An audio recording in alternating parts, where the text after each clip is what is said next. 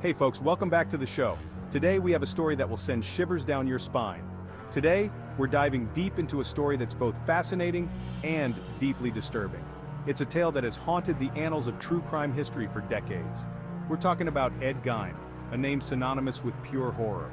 His story is one that has left an indelible mark on American culture. This ain't your average true crime story. This is a descent into the macabre, a journey into the darkest corners of the human psyche.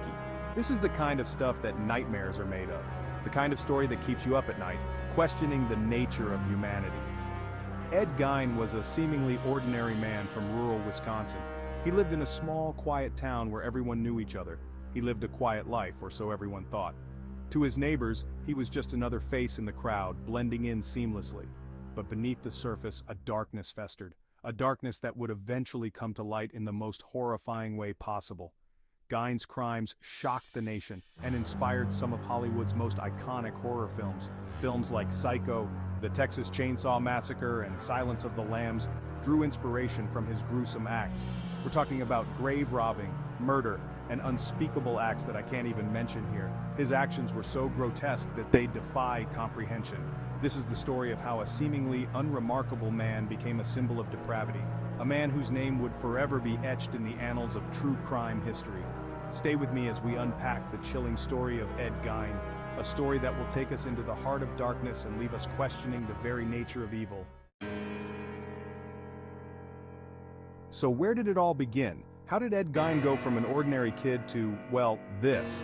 Born in 1906, Gein's early life was far from idyllic.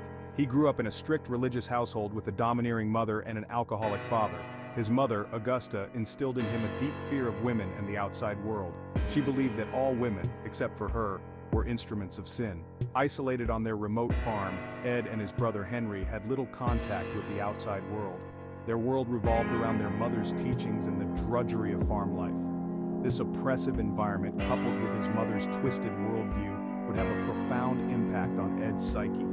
It's like the perfect storm of messed up, you know? Now, things take a turn for the worse when Ed's father dies in 1940. It's a significant loss, but it pales in comparison to what happens next.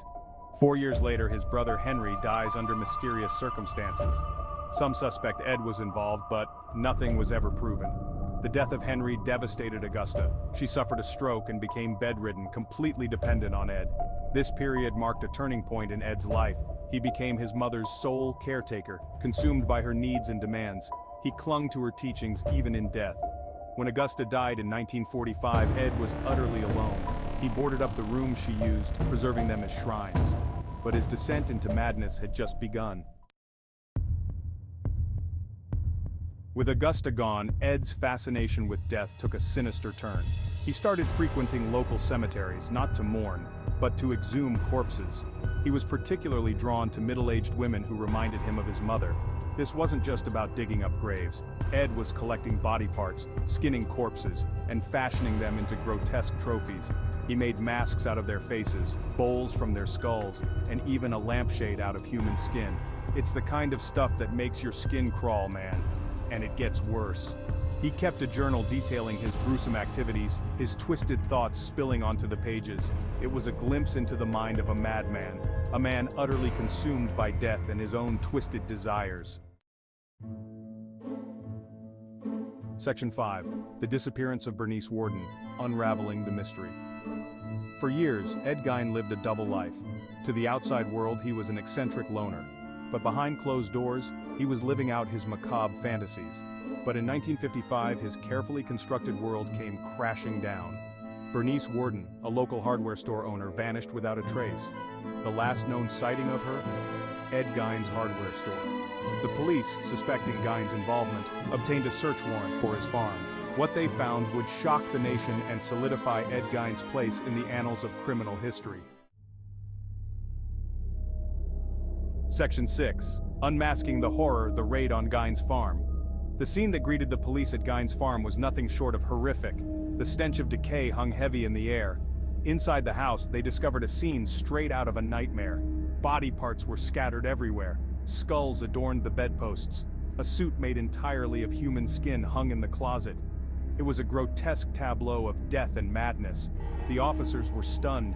They had never encountered anything like it. This wasn't just a crime scene, it was a testament to the depths of human depravity. Section 7. A House of Horrors uncovering the gruesome truth. As the police delved deeper into the farmhouse, the full extent of Gein's crimes became horrifyingly clear. The air was thick with an unsettling silence, broken only by the creaking of old floorboards and the occasional murmur of disbelief from the officers. They discovered a decapitated body in the shed, identified as Bernice Worden. The gruesome sight left the officers in shock, unable to comprehend the horror they were witnessing. But that was just the tip of the iceberg. The farmhouse held secrets far more disturbing than anyone could have imagined. Further investigation revealed that Gein had been using the bodies he exhumed to create furniture, clothing, and other household items. Chairs upholstered with human skin, lampshades made from faces, and belts crafted from nipples were just a few of the macabre items found. He even admitted to killing 2 women, Mary Hogan and Bernice Worden, although he claimed to have been in a trance-like state and couldn't recall the details.